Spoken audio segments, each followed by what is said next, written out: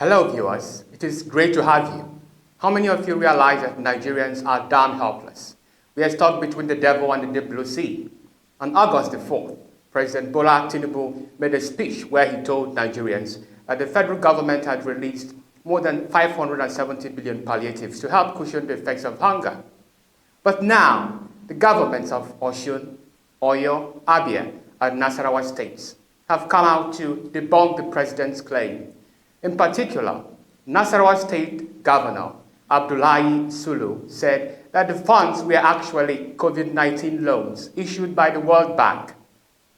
According to him, these loans were tied to specific projects and were refundable.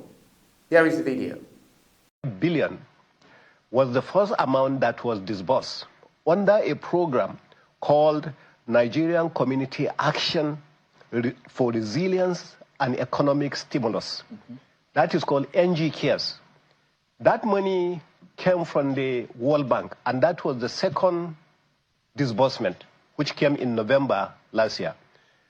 The actual amount was credited to the account of every other state, sometimes around end of January, February, depending on the state. Indeed, the total amount of this 135 billion, Nasarawa State came first by getting 13.6 billion, over 10% of the total amount. But that money is meant for certain projects. It's almost like a regimented loan from the World Bank. At what percent is for the repayment? Well, the World Bank actually is doing it at no interest. The reason is because, just like the name ad, it was coming in order to support the states because of the COVID. It actually started around there to 2020. So the first disbursement was done even before Mr. President actually came in May 2023. So the first disbursement was done. The second disbursement was when the Mr. President was there. And then the third disbursement was the one that was done again in June this year. That's the 27 you're talking about. It was advertised. It was advertised. Yeah. All of them supposed to be advertised because it's a requirement by the World Bank that the money must be advertised. Very sad indeed. So the president, by dint of a quick propaganda, misled Nigerians to think that these funds were meant for rice, beans, potatoes, and other foodstuffs. Sadly enough, the whole situation has sunk into attacks and counterattacks regarding who has the greater responsibility over the welfare of the people. Mohammed Idris, Minister of Information and National Orientation, lashed out at state government's irresponsibility to the point of agreeing to disclose the total amount of allocation the states have received since the removal of oil subsidy. Take a look. This for the constitution where we get, not be only federal government get this money. Federal money, federal government get in part. State government them get their part. Local government get their part. So as federal government they're doing on, all the governors will come enter together with President Bola Ahmed Tinubu. Their money increase or no increase. Person, for example, person where they get to 1 naira, in money don't need 2 naira, 2 naira 50 kobo save. They go. So even when they ask, say, waiting President Bola Tinubu, they do with your own money for federal, for Abuja here. Where they carry build road, they do everything. Everybody, they say, President Bola Ahmed Tinubu, the other money, the other half, where they go to state local government, state, why would I know they ask question? To fix culvert, to fix small hospital, to fix small school. Now President Bola Ahmed Tinubu will do that one again. State governments, their job, they say maybe they do all those kind of work for the states. Because there are people there, 36 states. Anyway, President Bola Ahmed Tinubu say, ain't what they doing on. You know, carry their money chop. You know, keep their money for Abuja. Give them their money. If they give them their money, correct. Now, if you say you don't give them, for now, they shout now. Okay, hold on there, sir, Honorable Minister. Which day be that where I talk say, make we no blame President Tinubu and the federal government. I talk say, what about state governors? I talk I'm here, ba? Yes, now, unless president no they give them their money, it just they claim. Honorable Minister of Information and National Orientation, the assignment where you go carry go today, you have the capacity, you have the manpower.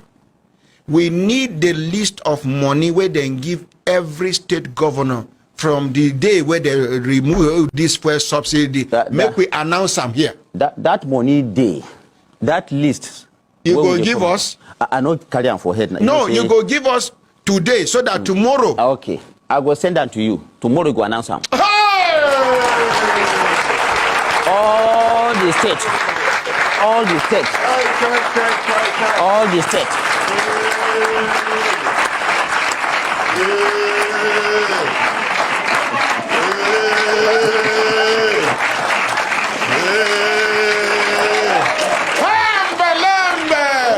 What a sad situation indeed, that politicians are playing politics with the welfare of Nigerians.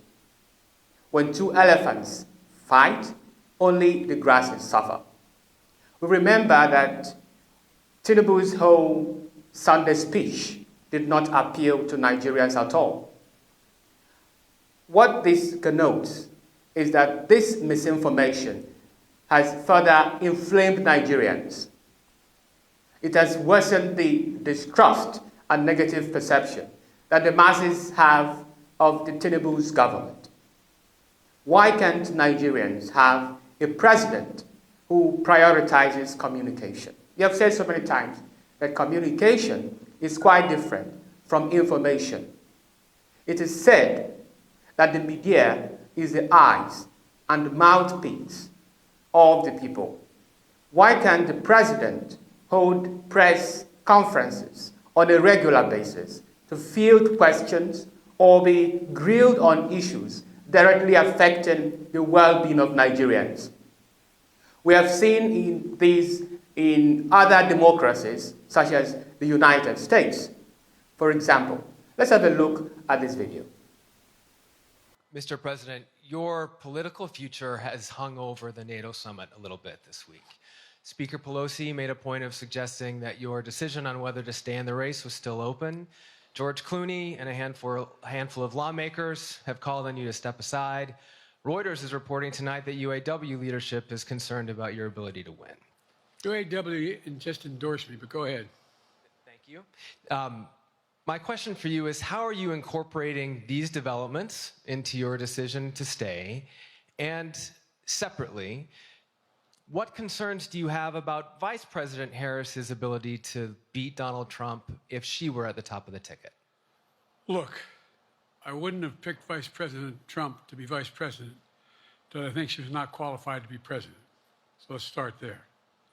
Number one, the fact is that the consideration is that I think I'm the most qualified person to run for president. I beat him once, and I will beat him again. Secondly, the idea, I served in the Senate a long time. The idea that senators and congressmen running for office worry about the ticket is not unusual. And I might add, there are at least 5 presidents running or incumbent presidents who had lower numbers than I have now, later in the campaign. So there's a long way to go in this campaign. And so I'm just going to keep moving. And because, look, I got more work to do. We've got more work to finish. There's so much, we've made so much progress. Think about it. Think about where we are economically relative to the rest of the world. Name me a world leader who wouldn't want to trade places with our economy. We've created over 800,000 manufacturing jobs, 1.5 million jobs. I mean, so things are moving. We got more to go. Working class people still need help. Corporate greed is still at large. The prices, the corporate profits have doubled since the pandemic. They're coming down. And so I'm optimistic about where things are going. That was President Joe Biden being grilled by the press. In that video, Biden exhibited reasons why he was unfit to contest the next US elections. His inarticulation, misrepresentation of names, such as referring to Donald Trump instead of Kamala Harris as his vice president. In the case of Nigeria, our president has himself ensconced in an office chair and start dishing out stories. Nigerians no longer need stories. They need answers. They need expeditious policies and actions to address hunger. And where these efforts are being taken, the federal government should ensure to hold adequate communication with the people. Effective communication has a fascinating way of positively influencing public perception of the government. The Ministry of Information and National Orientation exists to dish out information, not communication. The presidential aids created by the president in the wake of the bad governance protest is a good development, a development in the right direction. However, all these efforts can yield no good results, no good fruits, if the government operates with falsehood, insecurity, insincerity, and propaganda. President Tinubu, and indeed governments at all levels, Nigerians are dying under your watch.